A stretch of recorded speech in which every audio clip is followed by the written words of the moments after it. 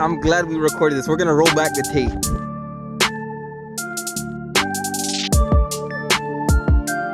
Keeper. Oh! Let's go!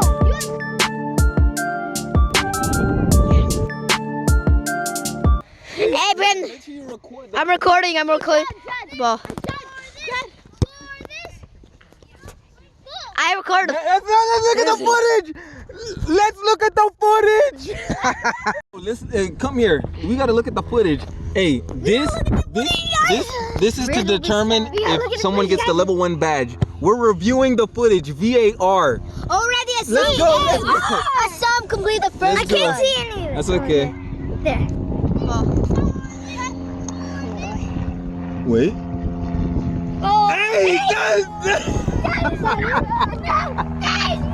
let's look. Jack, keep it on. Let's look again. In. Wait, hold on. It's in. It's in. That's in. Hey, Jen. Hey. Was it out or in? This is the VAR footage. Is that? Oh my God! Is that in? in? From the code in there. But look. Oh no! Okay, it's recording. Hey guys, let's go. So, guys, what we're gonna do with the individual goals? First off, Louise won the last month. Good job. But listen up. With the individual goals, you're gonna have a chance to prove how good you are at your chicken goals. dogs on that. So there's gonna be level 1.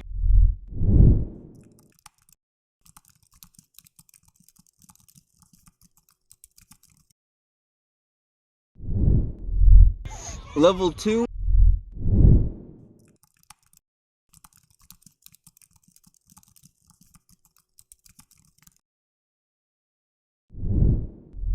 And level 3.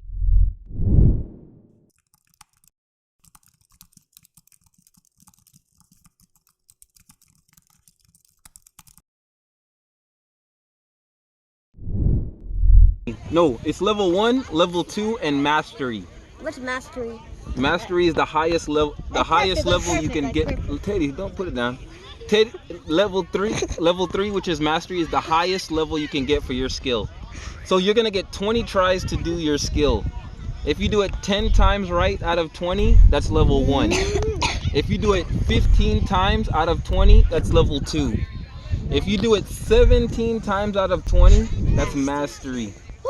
So, what if we do it 20? 20 out of 20. What if we do it 20? I'm gonna have to. I don't think if someone does that, I'm gonna have to make a new level. Maybe the boss. Make it like All-Stars probably. Say boss level. Yeah. Boss level. Okay, so Teddy, yeah. Okay. So first off, the secret sauce of making this work is emotional engagement. What emotional engagement does is that it makes it more than a logical game. As human beings, we feel invested when we are emotionally there. You have to get past the rational part. You want to make games emotional. The more emotionally invested people are inside a game, then the more they will want to persist and give into that game. The more engaged they will be into that game. So that is the secret sauce of any game that you do, is that it has to be emotionally engaging. There has to be some aspect of the game that gives players a sense of pride or a sense of accomplishment, and that if you don't achieve it, I hate to say the word failure, but there is a sense of failure, or that there's always a need to strive to accomplish something. So it can't just be given to people for participation. You also need to be aware that there will most likely be a need for adjustments. Very rarely will you come up with the perfect game in one try. As you do these games, you will learn from the players. You may want to do some research on what they will like, what they will be incentivized by, what do they react to, what do they not react to. And this is probably a constant process that you'll have to go through in order to make the game more engaging, more emotionally engaging, more rewarding to the players, so that they stick with this type of process long term. And the games that you want to be doing, of course, you want it to be games that will not just help them, but will help the team grow and develop, and it will improve the outcome of the team's results. Lastly, you must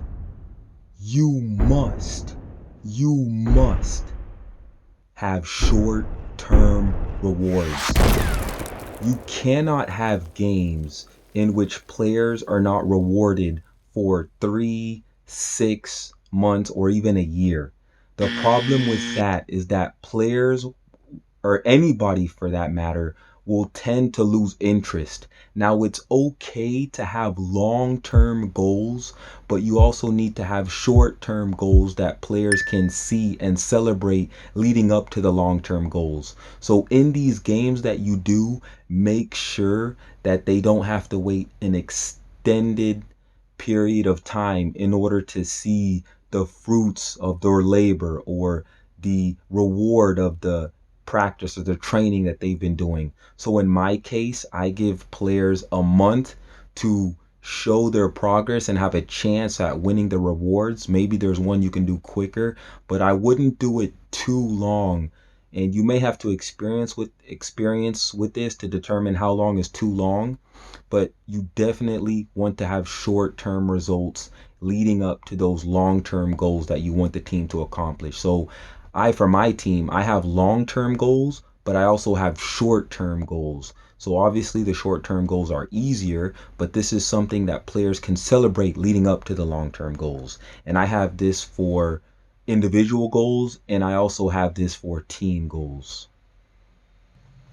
And that is it for this segment on implementing games for your team to accomplish short and long-term goals that will help players with whatever technique they want to improve in the short term and the long term. And again, these things will make it much more fun and exciting for the players to engage in, so that it is more likely that they will want to participate in the games without you having to bug them, and less likely that you'll have to keep pushing them time and time over and over again, reminding them of why they should do this. It's much better to convince players emotionally than it is logically. Stay tuned for the next episode.